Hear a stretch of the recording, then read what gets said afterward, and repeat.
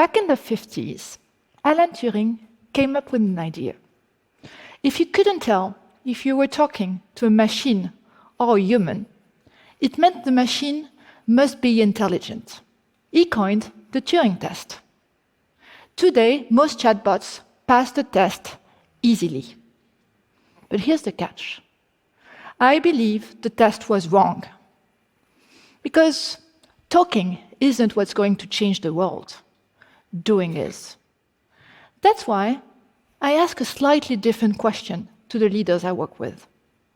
On a daily basis, my role is to reshape organizations, trying to find the right mix of strategy, tech, and talent. And my obsession is to make sure that talents do not get out of the equation.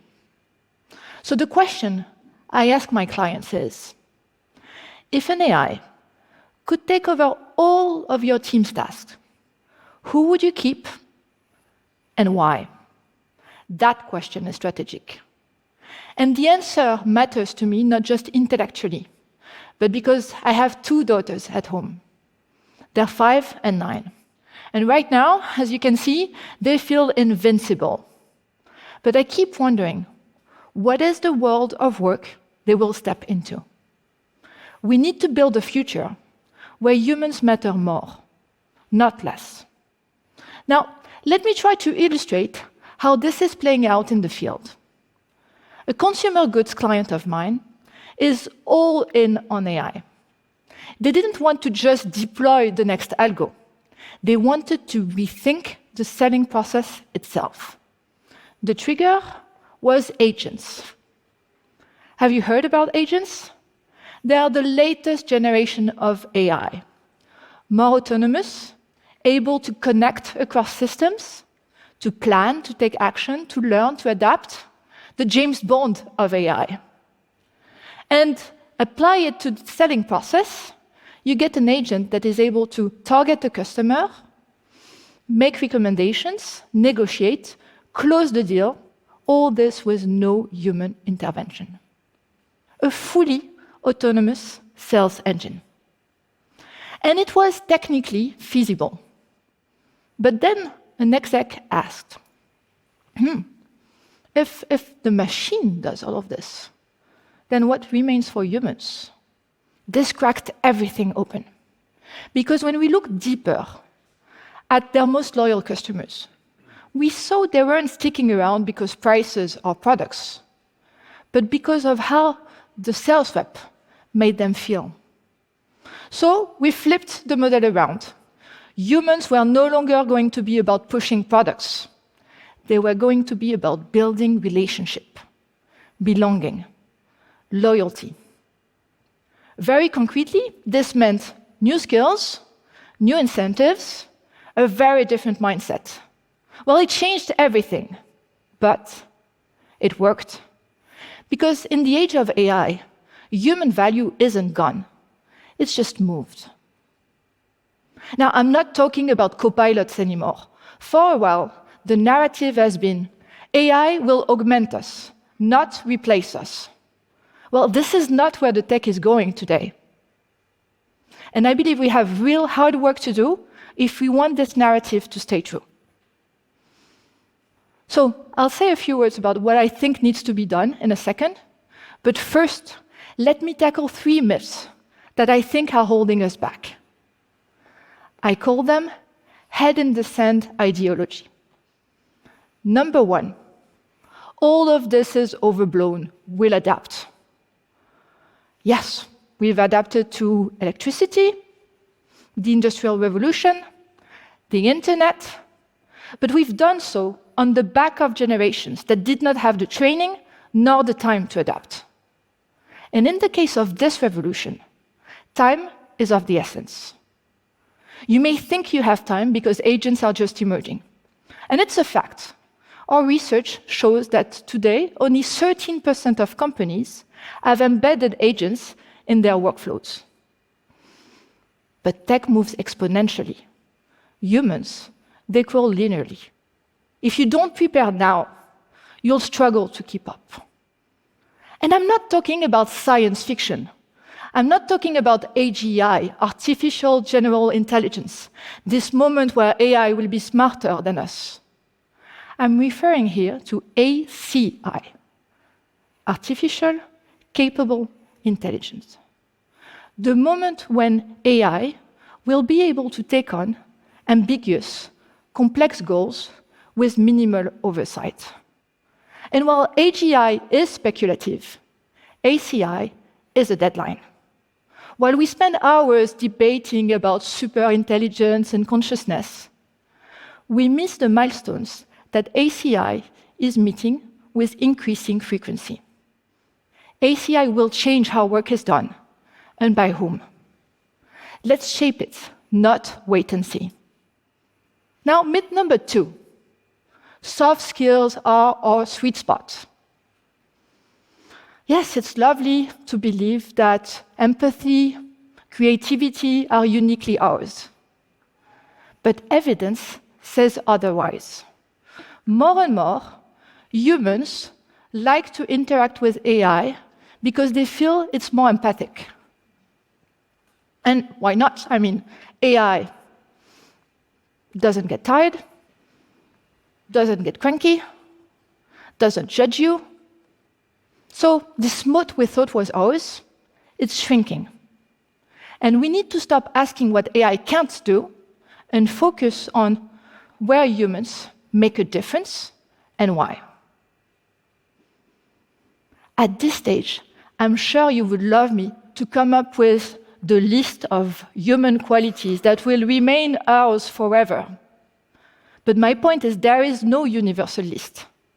Each company needs to figure it out based on its strategic positioning.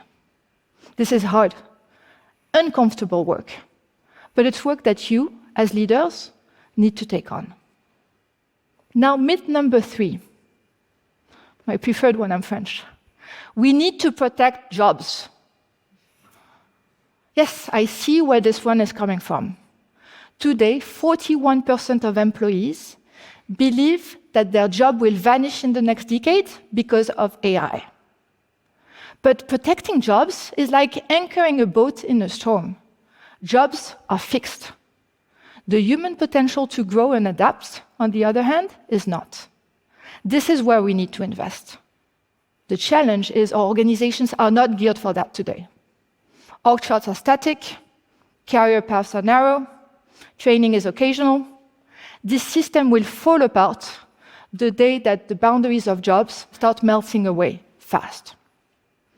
So, what do we need to do? Let me take you to an ideal company. Not a theoretical one, just the blend of the boldest clients I've worked with. First, they don't start with tech. They start with strategy. They focus on the outcomes that truly differentiate them on the market.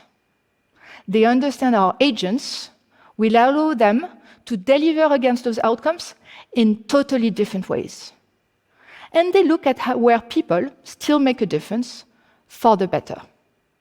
As you can see, this is not incremental redesign of your operating model. It's radical, AI-first reinvention. And we did this work for an industrial goods client of mine. Imagine having to go through 50 Hacker Future workshops, looking at how AI is going to disrupt each of your businesses, each of your functions. Comfortable? It is not. But it allowed the leaders to align on a vision of where agents win, people matter, and how best to pair them. Now, once you have this vision, you want to translate it into a workforce model. How many people do I need? With what skills? No more guesswork, just informed, intentional reinvention, a multi-year skills forecast. And this is something we built for a consumer goods client that was facing a massive challenge. Imagine having to reformulate your entire product portfolio while keeping the leadership on innovation. Of course, AI unlocked the productivity that was required, but the work was much deeper. They needed to reinvent the role of the researcher. From chemist to data-driven biologist, from solo expert to multifunctional teammate.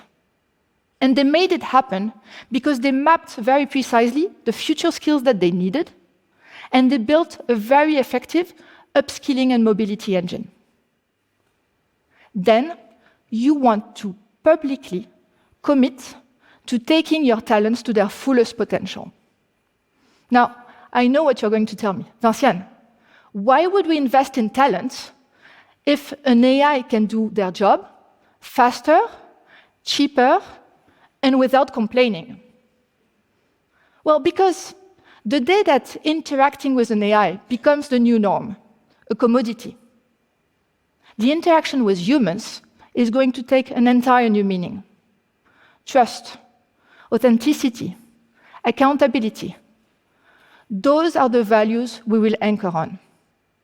So the smartest companies will invest in talent. Not only tech talent, all talent. Not once, but systematically. And they will protect time to learn. Because today, while freelancers spend on average 4 hours per week learning, employees spend none. So no, the future isn't about being more human. It's about building the systems that will allow humans to do what matters most. This is not a story about job loss. It is a story about human differentiation. AI will keep on climbing. That is not up to us. But how fast we climb with it, that is up to us. So we need to stop asking, will there still be jobs for humans? And focus on answering, what do we want humans to be best at? Because in the age of AI, being human isn't a fallback, it's a practice. Let's make it exceptional. Thank you.